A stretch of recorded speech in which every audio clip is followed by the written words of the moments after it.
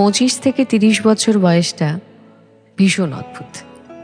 বেশিরভাগ মেয়ে দিদি এই সময়টায় বিয়ের 3-4 বছর সময় চলে। কারোর কারোর হয়তো আবার 1-2 ছোট ছোট ছানাও হয়। হয়তো তখনও সংসারের মায়ার ধাঁধায় কেউ আটকে পড়েনি।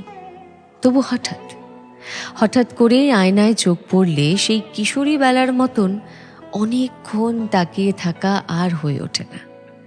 এ বয়সটা ভীষণ একলা, ভীষণ হিসেবে। 18-র তরুণীর মতন চাইলেই দুচোখ ভরে কাজল পরে ঝুম বৃষ্টি ভেজা হয়ে ওঠে না। লোকের ন্যাকামো বলে। আবার 40-এর মতো সংসারের যাবতীয় সিদ্ধান্তে ঘরের মধ্যমণি হয়ে ওঠা যায় না। এতেও লোকে জেঠিমা বলে। 25 থেকে 30 বছর বয়সটা ভীষণ অভিমানী। হঠাৎ করে মনে হয় যে আগের মতন উথাল পাথাল প্রেমটা আর নেই। প্রতিদিন নিজেকে একটু একটু করে বদলাতে থাকা। 25 থেকে 30 ছুঁয়ে যাওয়া এই বয়সটা বড়ই বিষণ্ণ।